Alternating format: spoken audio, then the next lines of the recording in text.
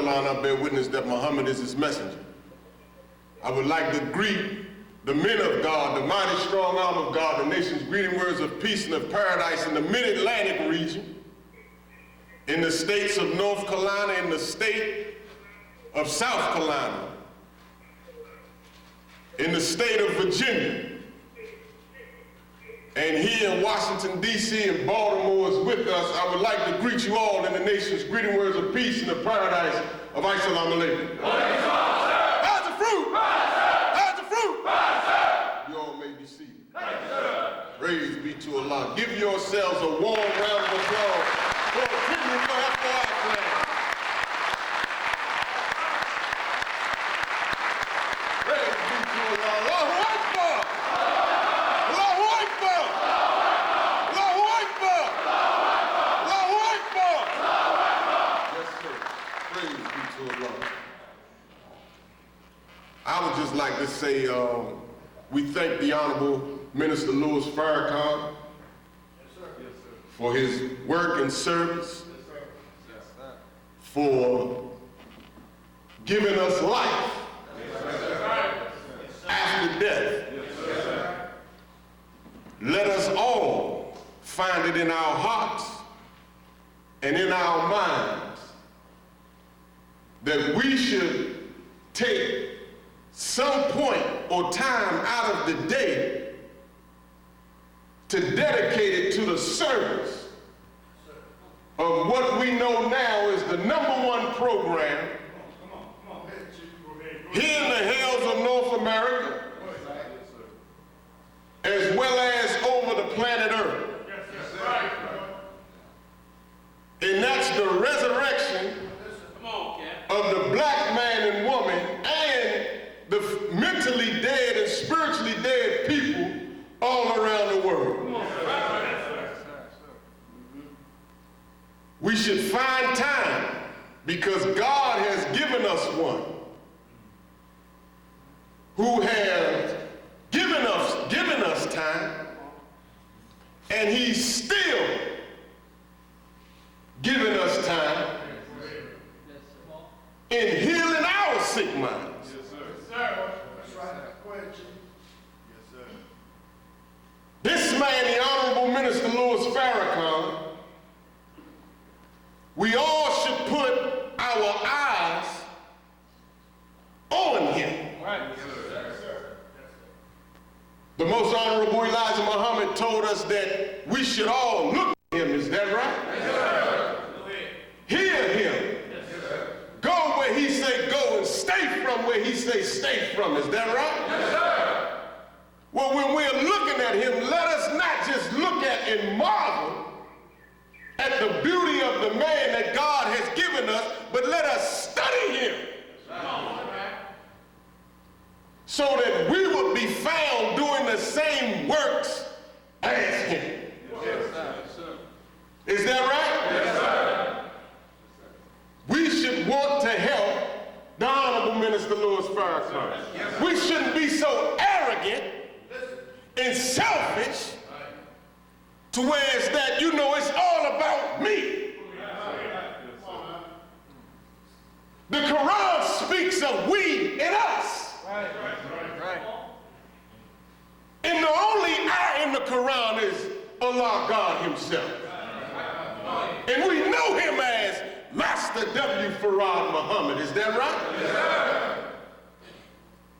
So from here on out, man, let us continue not to think about just self. Yes, sir. Let us think about the we and the us that's in the Holy Quran. And let us go out into the world, man, and work the #1 program, which is the resurrection of the dead, black man and woman first, and then the rest of the world, all right? Yes, sir. So let us help the Honorable Minister Louis Farrakhan. Yes, sir. Because when we help him, we help ourselves. If you're struggling in life, you ain't helping Farrakhan enough, man. Bottom line.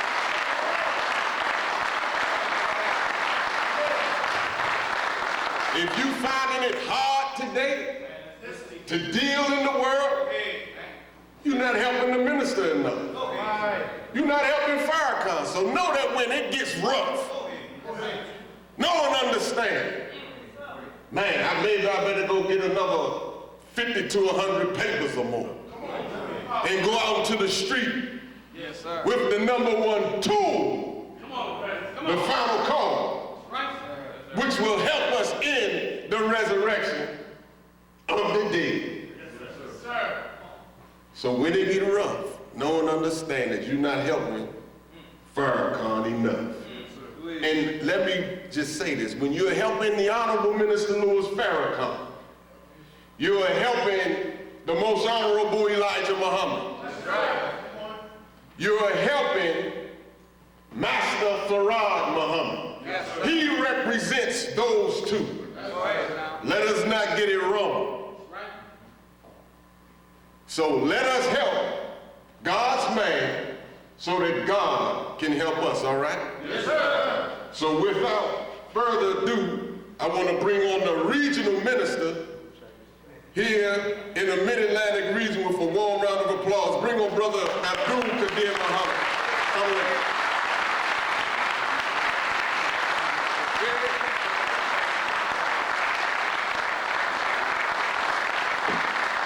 Assalamu alaikum. Assalamu alaikum.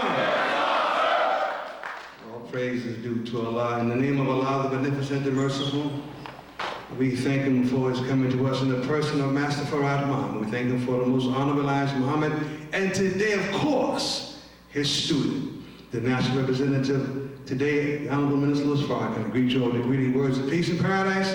Assalamu alaikum. Take your seats, dear brothers. Now for tonight,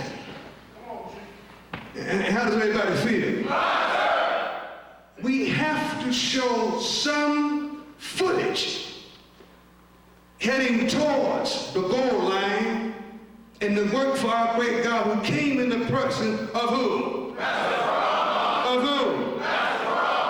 We must make sure that we all today, side by side, believe in Him, trust in Him, have taken His way and made it our way. Am I right about that? If not, then what footage are you making? Many of us came in the building tonight. How did we come in? Who came with you? What foot stepped in first? And when you came in through the door, what are you? Who are you? I was taught sometime when you come to Muhammad's mosque, you come in the door hand in hand, believer or hypocrite. Now which one would you rather be tonight? Which one? Which one? Which one?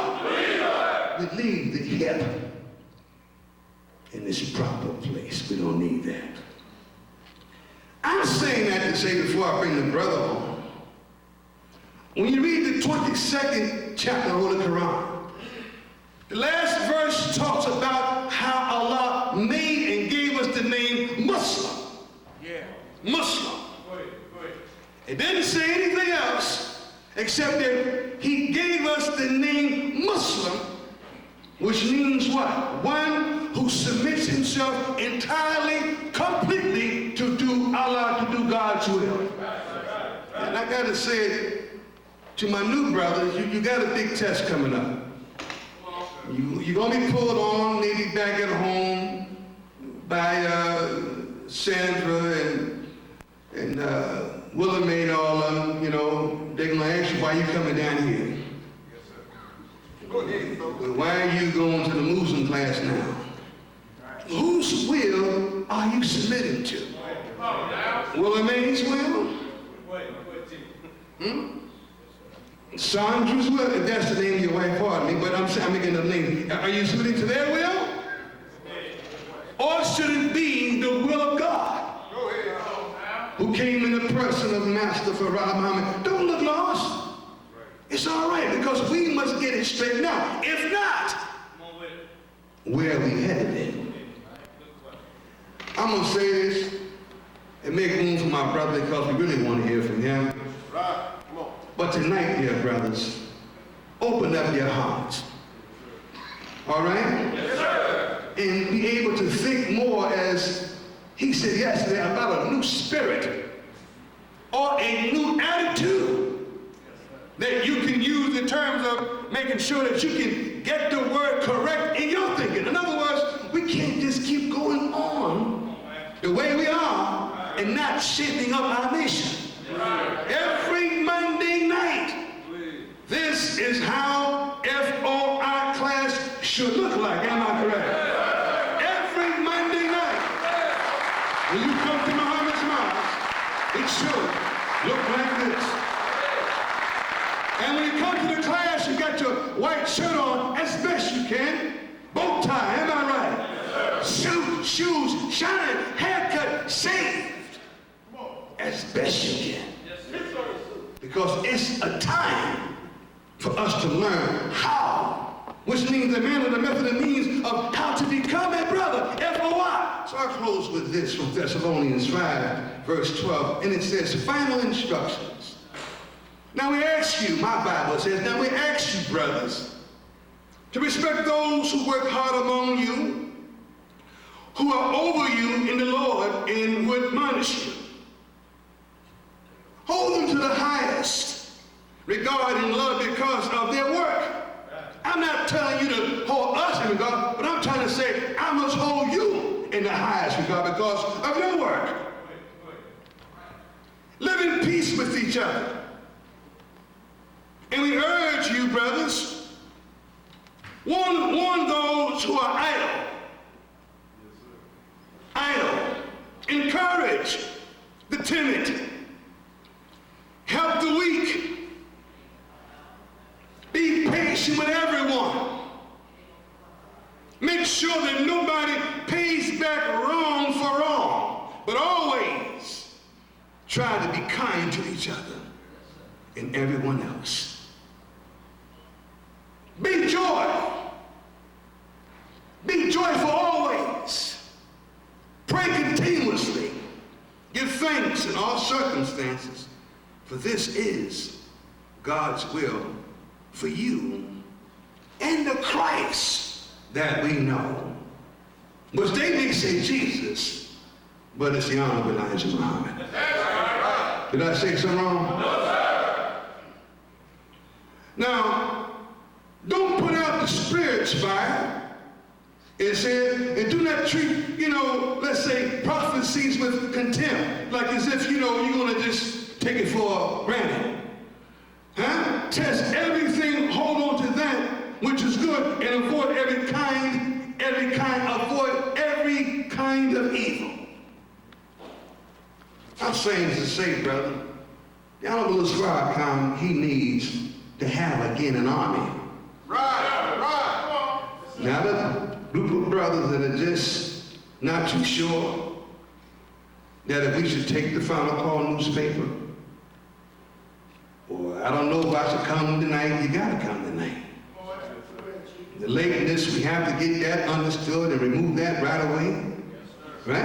Yes, sir. We want an army. Yes, sir. We have to have an army. If many of us, it's a bad word, but since we had been with the minister for a long, long time, and some of us have not stopped yet, I can say, what gives you the right to keep clocking out, coming and going back and forth? What is it?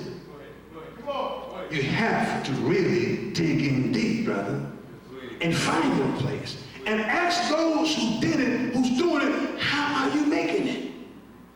And we will tell you. I'm always confronted, but I'm learning now how to take that confrontation and give back love. Give back the proper spirit. But until we learn how to stand this way and get this understood in our minds, then we can make progress. Every brother is responsible for another brother this Sunday. When I'm on those fire concerts. Every brother. We can't come in here by ourselves. That's an insult to him and his intelligence. That's an insult to our invited guests and his intelligence. members. Am I right? And you sitting there tonight ready to get some more juice. But what will you do with it once you get it?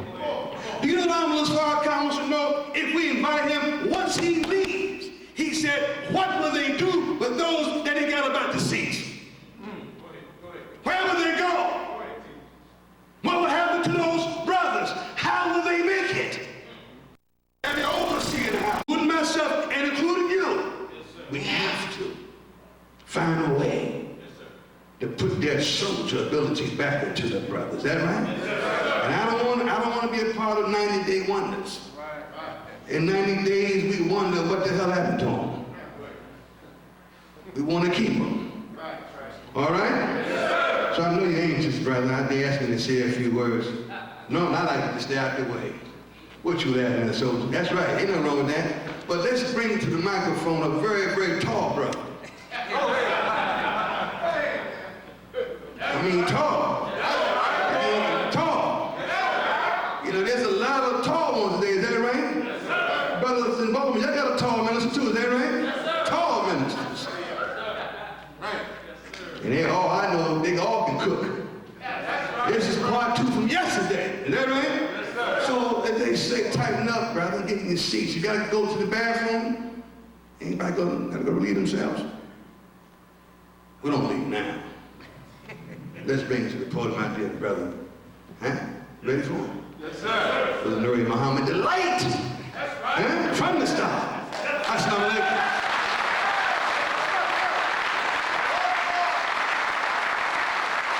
All praise be to Allah. Thank you so much, brothers.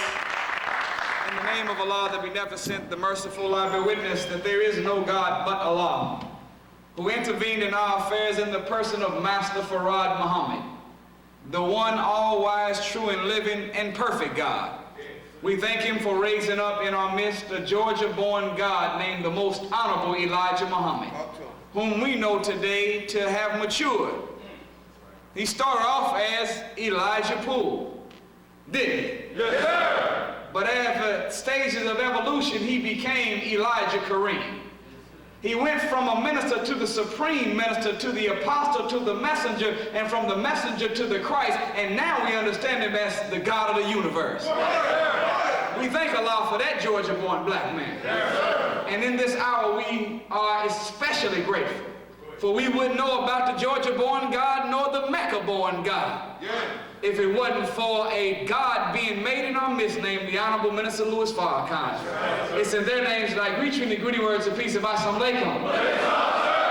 Please be seated. Thank you, sir. It is my honor and privilege, I don't even know why I did that to y'all.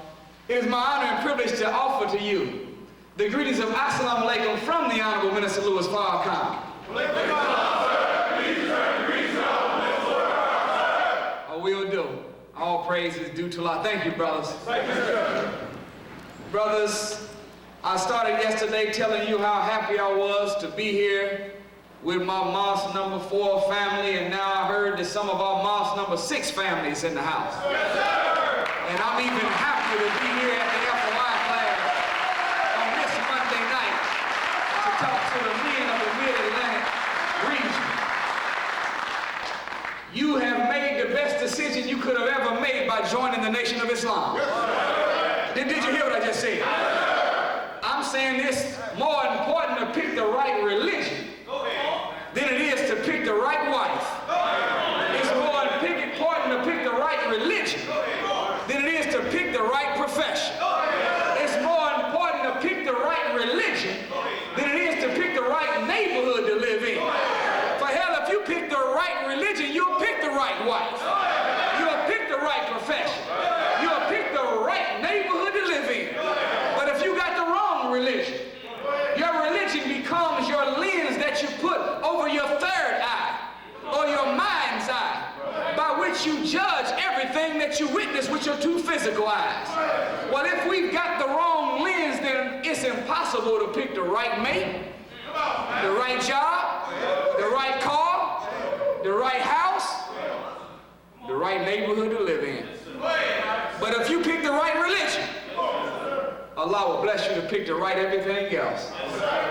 So I thank Allah honor to be in this mighty FOI class, and our great brother that has been on the battlefield for a long time fighting next to the Honorable Minister Louis Farrakhan, our big brother Abdul Qadir Muhammad. We thank Allah for this mighty soldier who's been sacrificing for decades on behalf of the rise of our people.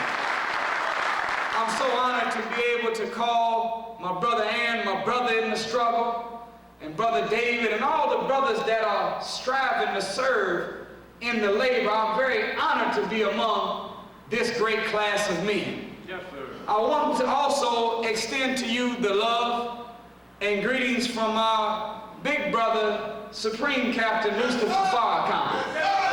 He wanted me to make sure that I gave the greetings and his love to all of the mighty FOI of the Mid-Atlantic region. All praises due to Allah. And he looks forward to seeing as many men as possible in Tampa, Florida. You know the minister didn't make it mandatory to be in Tampa. But hell, if he gonna be there.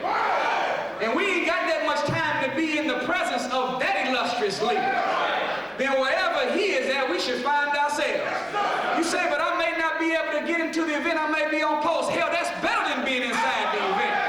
Because you are given an opportunity to potentially take a life, or maybe give your life for Allah's serving. And what greater fight could you be engaged in than the opportunity to kill and die for a man that's worthy of killing and dying for? The Honorable Minister Louis Farrakhan. All praises are due to Allah. All praises are due to Allah. So I'm saying all of that to say that one of the messages that the Supreme Captain wanted to be relayed tonight was the criticalness of the time that we live in. Go ahead. We live in a time like there never was a time before. That's right. And according to the Bible tells us there's a time for different stuff. Is that right? Yes, sir. It says that there's a time for love. And there's a time for hate. Is that right? Yes, sir. There's a time to sow and then there's a time to reap. Is that right? Yes, sir. There's a time to expose and there's a time to hide. There's a time for peace. Yes, sir. And there is a time for war. There's a time to heal and there's also a time to kill. So when one looks at that, then there is in each era of time a specific principle that governs that era of time. The question is, what time is it? And what should be the principles that govern our mind in such a time? I say to us all, brothers, that in order for us to survive in such a time like this, we are in a time of war. So teaches the Honorable Minister Louis Farrakhan. Well, when you are in a time of war, you can't think like a citizen of a nation. You have to think like a soldier in a nation. Is that right? Yes, sir. Every man should be engaged in the process of seeing drama coming to the table of the brotherhood. Did you hear me? Yes, sir. During the time of the Olympics in the 80s, the Russians were trying to win at the 100-yard dash, the 100-meter, and the 400-meter races, and they were failing for decades. Right. Then they met this particular coach who taught them a training tactic. It wasn't running, jumping, lifting weights. He taught them something called assimilation. Come on. Did y'all hear me? Yes, sir. After they got finished doing their sprints and their conditioning, he would have them sit and assimilate. In other words, see themselves already in the Olympics. Picture themselves crossing the finish line. See themselves receiving the gold medal and hearing their national anthem. He wanted them to see it, to feel it, to experience it in their mind, even though their body had not yet gotten to that destination.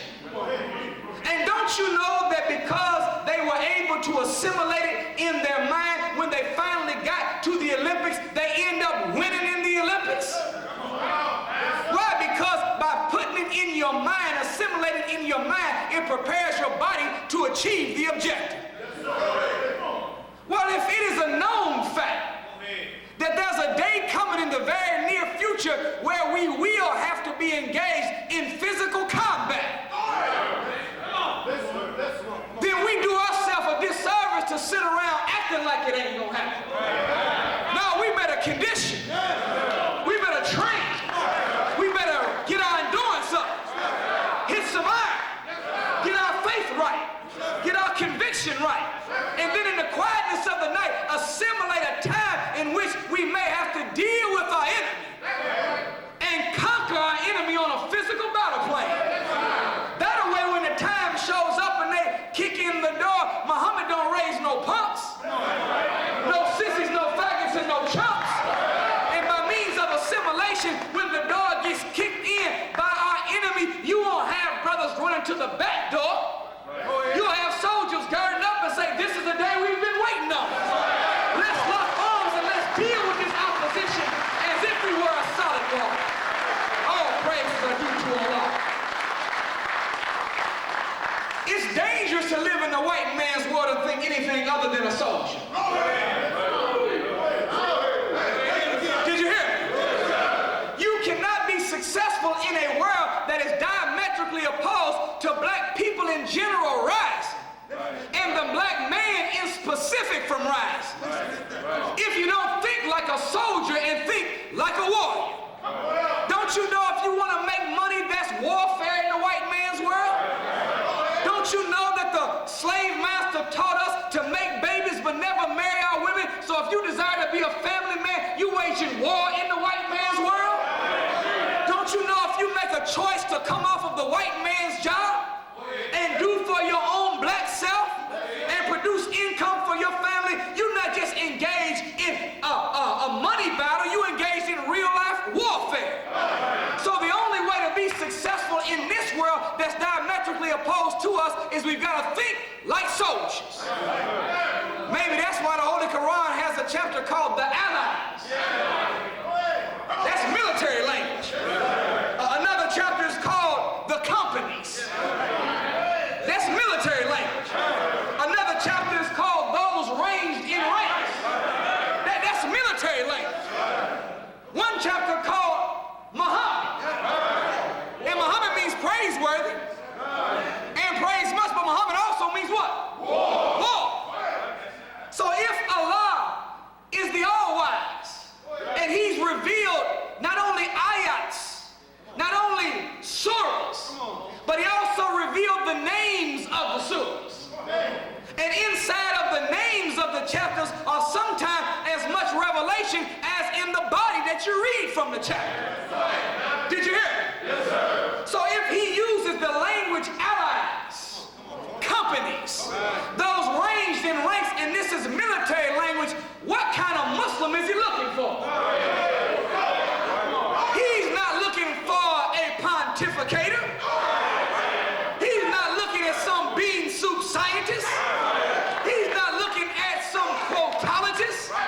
He's not looking at a Starbucks laptop popped open, iPad, Google, Negro, Muslim.